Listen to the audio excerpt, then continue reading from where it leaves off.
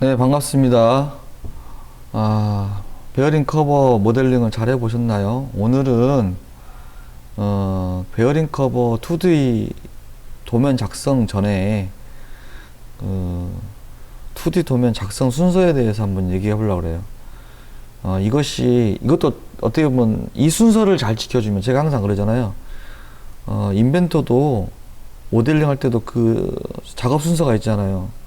작업품을 잡고 F7 절단 모습 투영, 형상 투영, 그 다음 스케치, 뭐 이렇게 이런 식으로 얘도 이 작성 순서를 정확하게만 이해하고 적용만 시키면 헷갈릴 게 없어요. 막 치수 넣었다가 뭐 끼워 맞춤 넣었다가 데이터 넣었다가 기하홍채 넣었다가 이거 빠졌네, 거치기 빠졌네, 이렇게 하지 마시고요. 2D 도면 작성하는 이 순서에 맞춰서 하면 아주 쉽게 접근할 수 있습니다. 그래서 이 순서를 조금 외울 필요가 있고요.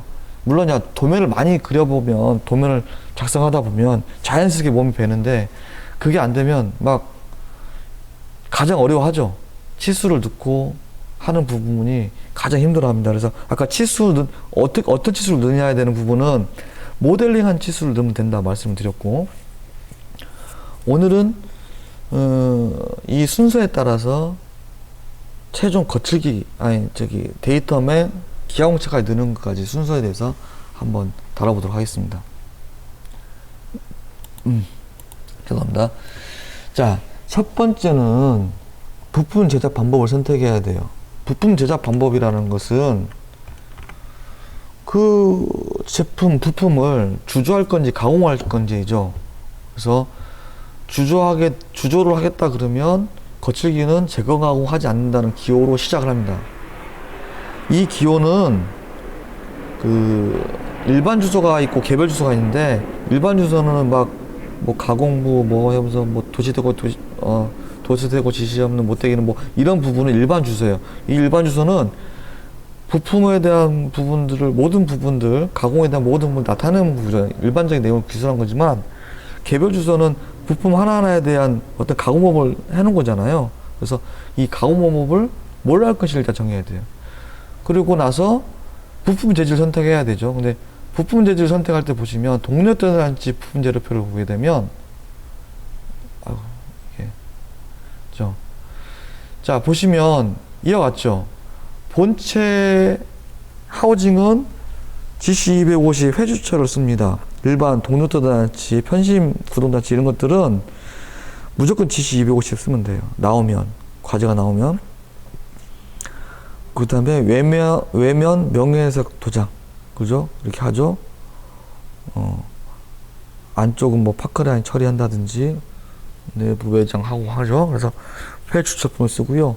HC450 쓸 때가 있어요. 본체 펌프 등 본체 사용할 때는 물론 사용합니다. 네, 펌프 나오면 HC450 쓰는데 모르겠다 그러면 GC250 쓰면 되시고요. 그 다음에 그죠? 스핀들 축도 작은 축을 스핀들하고 하고, 전동축은 긴 축이죠. 그래서 경도를 요하는 축, 그죠? 이런 것들은 크롬 몰리브데강 435 씁니다. SCM 435.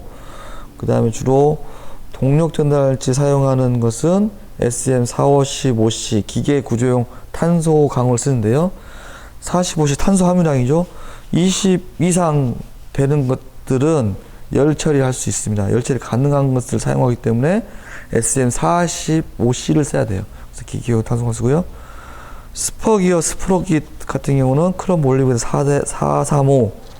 그래서 기어 치면 퀸칭 템퍼링을 한다 그러면 SCN 435, 아니면 SN 니켈 크롬 몰리브데강 SNC의 SN CM42로 기어 치면 침탄 퀸칭 씁니다.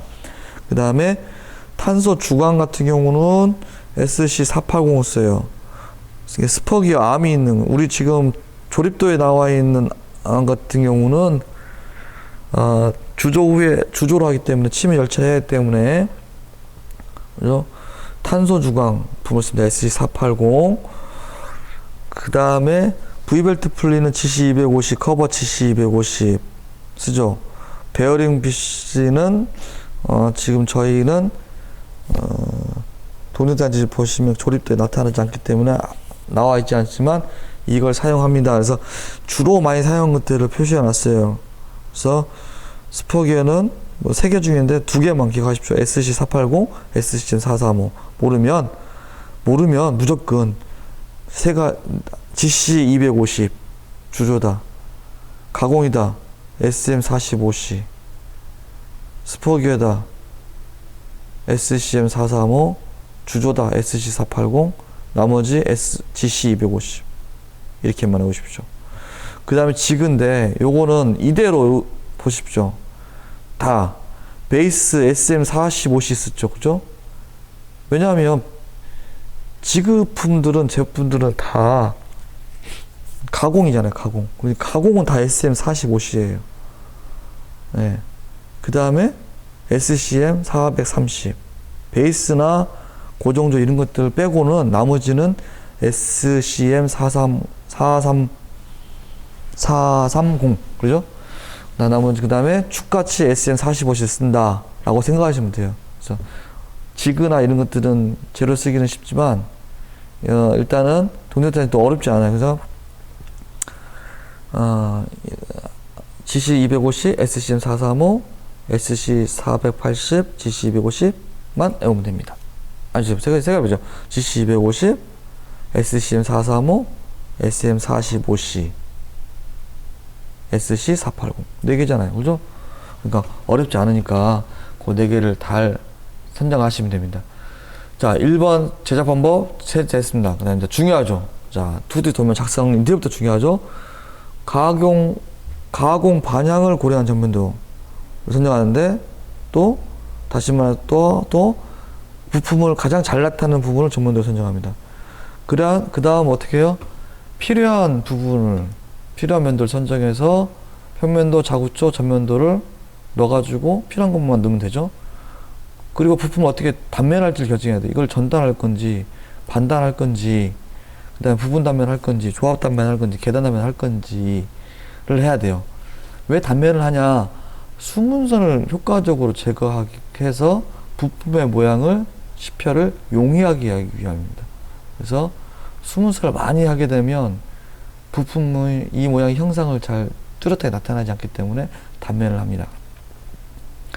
그 다음에 부품에 필요한 투상도를 선정하죠. 확대도를, 이 부분에 어떤 확대도는 치수를 너무 작아서 기입하기 힘들 때를 우리가 확대도 하죠. 그 다음에 국부 투상도 일부분을 빼다 가지고 투상하는 것. 그 다음에 리브 같은 경우 회전도시 단면도 하죠.